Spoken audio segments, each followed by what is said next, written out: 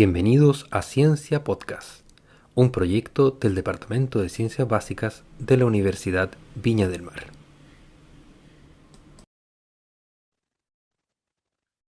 Muy buenas tardes, chicas y chicos.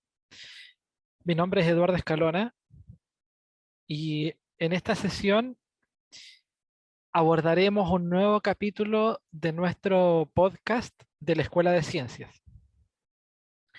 En particular, durante este episodio hablaremos de la bioenergética y el metabolismo. Usted me dice, oiga, profe, pero qué complejo estos temas de la bioenergética y el metabolismo. ¿A qué se refiere?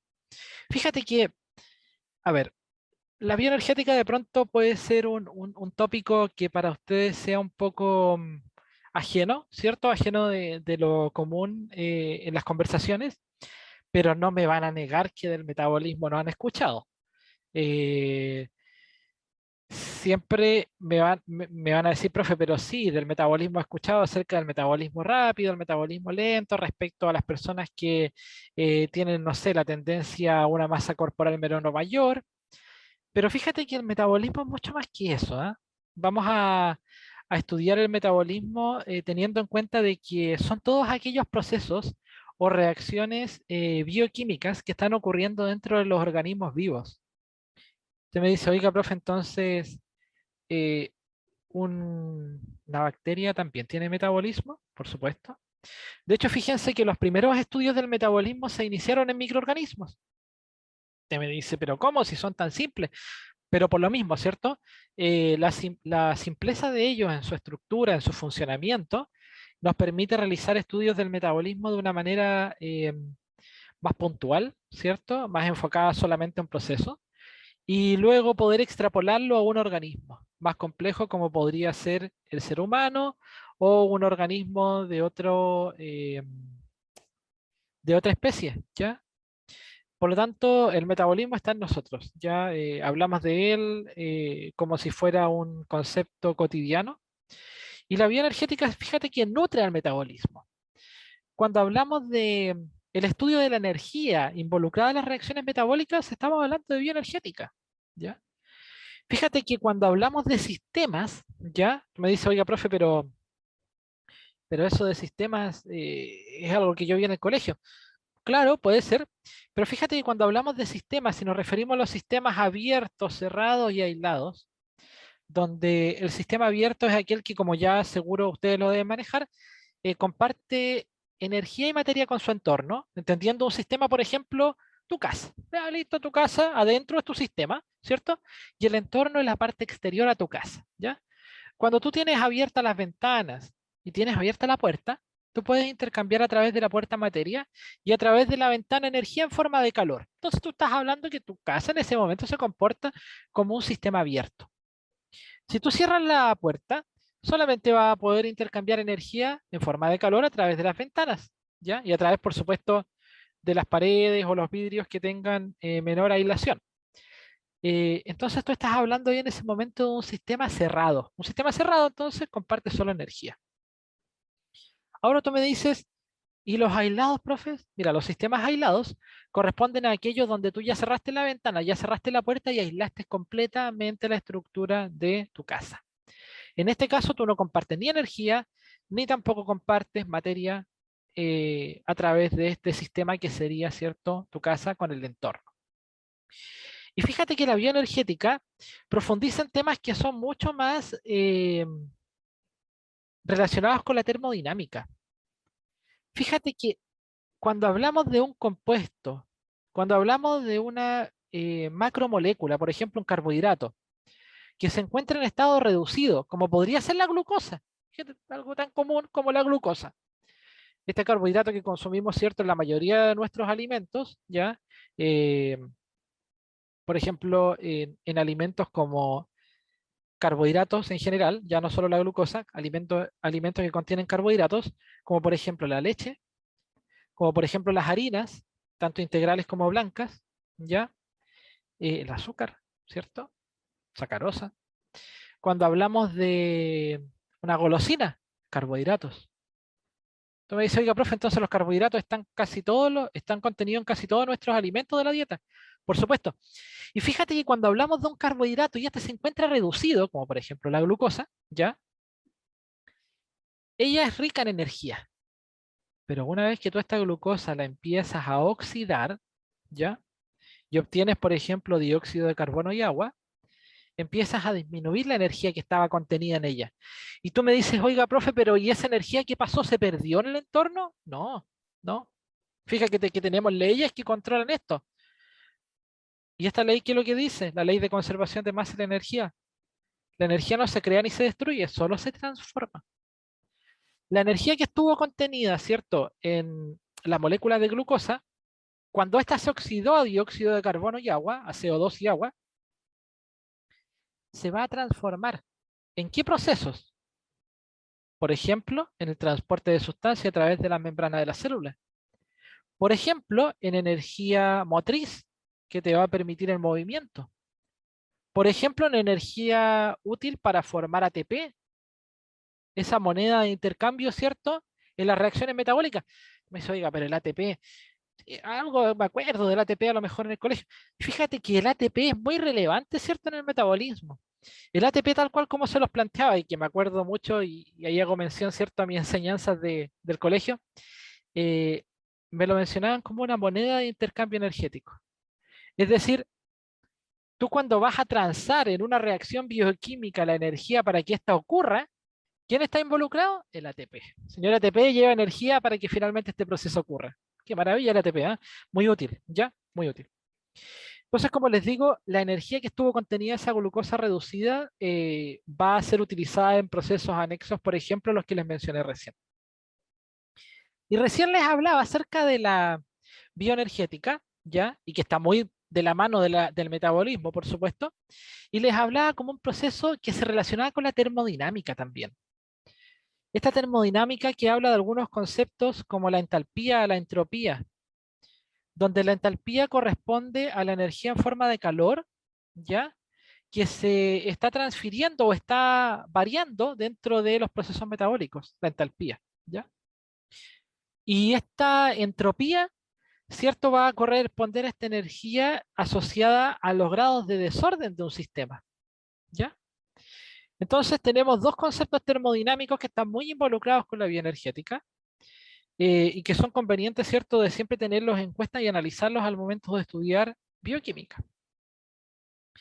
Cuando analizamos la bioenergética, nos aparece un término conocido también como energía libre de Gibbs. Fíjate que esta energía libre de Gibbs corresponde a una energía la cual indica si un proceso va a ocurrir o no va a ocurrir. Imagínate la relevancia de la energía libre de Gibbs. Si la energía libre de Gibbs toma un valor negativo, la reacción ocurre.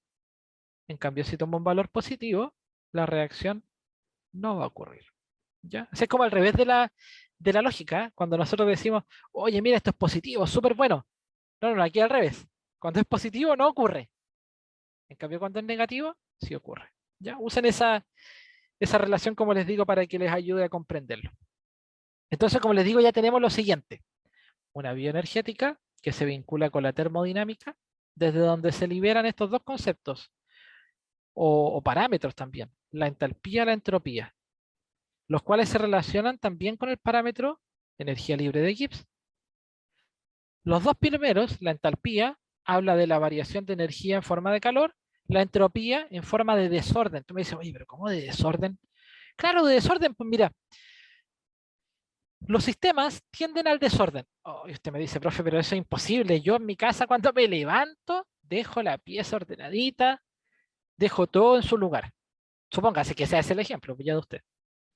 Pero yo les voy a decir que eso no se mantiene. Mentira me va a decir usted, profe, porque yo llego a mi casa y no desordeno nada, dejo los cuadernos, dejo el computador, dejo todas las cosas, la mascarilla en su lugar, todo, todo. Sí, te voy a decir yo, pero fíjate que recuerda que en tus zapatos traías restos de tierra de la calle.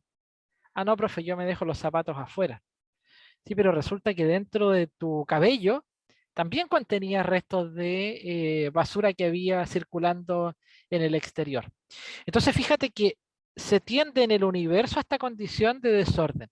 Ya se tiende a que la condición siempre esté más dispersa, más desordenada, que agrupada u ordenada. ¿Ya? Por lo tanto, la entropía habla de eso, habla de los grados de desorden o esta variación del desorden. Y como les repito, también hablamos de la energía libre de Gibbs. ¿Ya? Y recuerden esta relación, ¿cierto? De que lo bueno, en este caso, la reacción no ocurre, valor positivo. Cuando la energía libre de Gibbs tiene un valor negativo, la reacción sí va a ocurrir. Bueno, fíjate que, ¿cierto? Hablamos del ATP hace un ratito.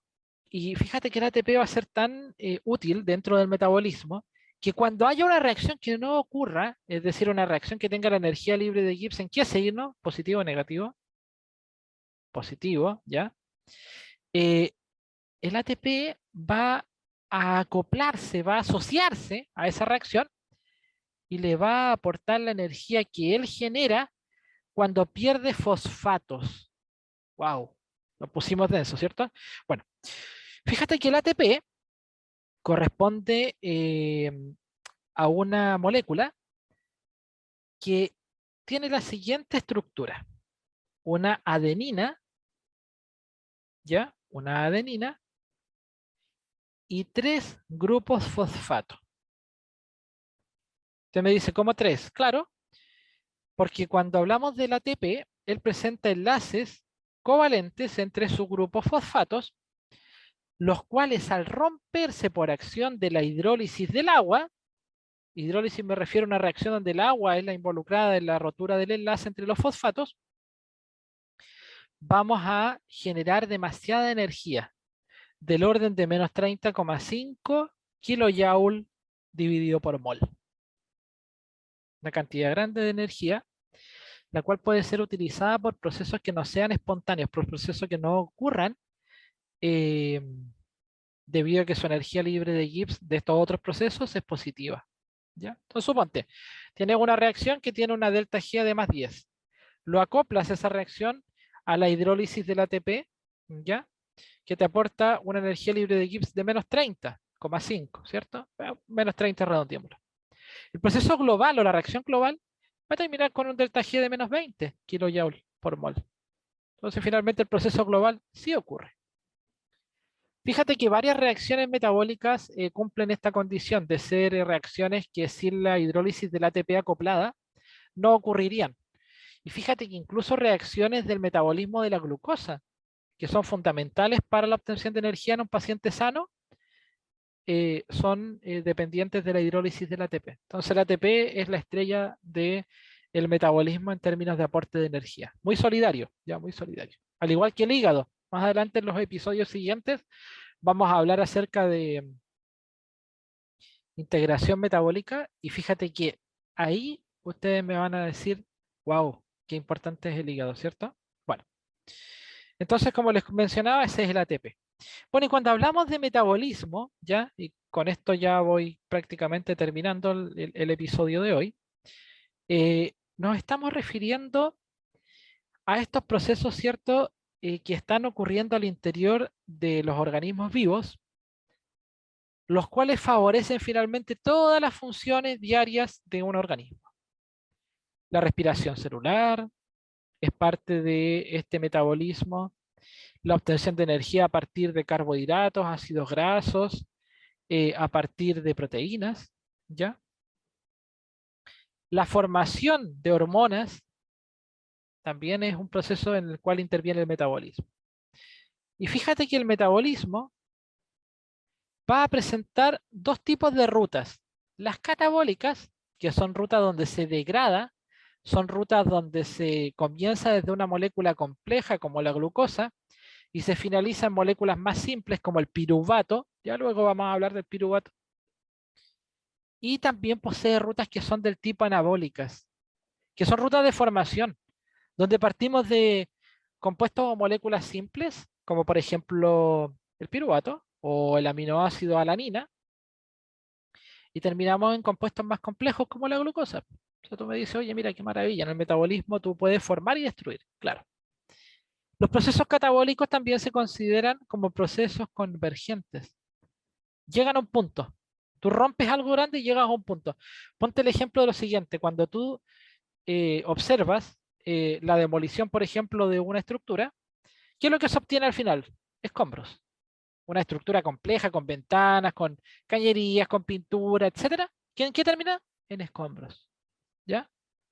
Este es un proceso convergente o catabólico porque degradaste para llegar a ese escombro.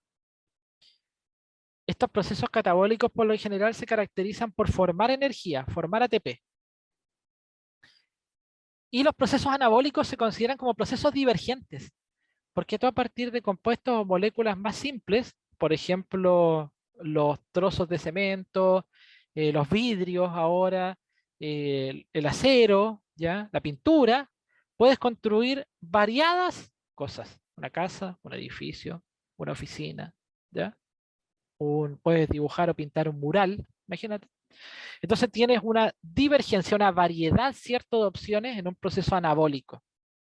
El proceso anabólico, como demanda un trabajo superior para poder generar esto, por supuesto es un proceso que requiere energía en forma de ATP. Gasta, ¿ya? Gasta. Entonces aquí tenemos entonces la condición de los procesos catabólicos, de los procesos anabólicos que son por supuesto parte del metabolismo. Y algo que los va a ayudar durante todo el desarrollo de las asignaturas que involucren bioquímica o las asignaturas superiores de fisiología, por ejemplo, es manejar cuando una especie se oxida y se reduce. Me dice, no, ningún problema, profe, yo eso la manejo porque en química me fue, pero excelente en esa materia. Por lo tanto, yo cuento los electrones. Claro, genial. Sí, o sea, si no hay ningún problema. Entre un hierro más 2 y un hierro más 3, yo puedo saber cuántos electrones van ganando, van perdiendo, puedo manejar su estado de oxidación, identificar quién se oxida y quién se reduce. No hay ningún problema.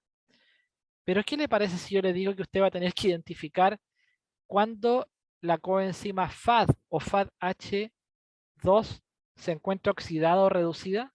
De partida, FADH o FADH2 no está en la tabla periódica, por lo tanto, un elemento no es. Son complejos. ¿Ya? Eso es lo que quiero llegar a hacerle entender. Fíjate que vamos a hablar que una coenzima se encuentra oxidada o se encuentra reducida dependiendo de los hidrógenos que posea. Si tú te encuentras con el FAD, que no posee los hidrógenos porque su otra estructura es FADH2, el FAD solamente sin los hidrógenos, estamos hablando de la coenzima que se encuentra en estado oxidado. En cambio, cuando se encuentra con sus hidrógenos, por ejemplo FADH2, está reducido. ¿Ya? Lo mismo con el NAD. NAD más oxidado, NADH reducido. Eso. Eso es lo que les quería contar, chicas, chicos. Espero haber sido atractivo en este nuevo episodio de nuestro podcast. Les envío un abrazo apretado. Que tengan un muy buen día. Esperamos que esta intervención pedagógica te motive para acercar las ciencias a tu realidad. Recuerda que el trabajo autónomo es fundamental para tu éxito académico.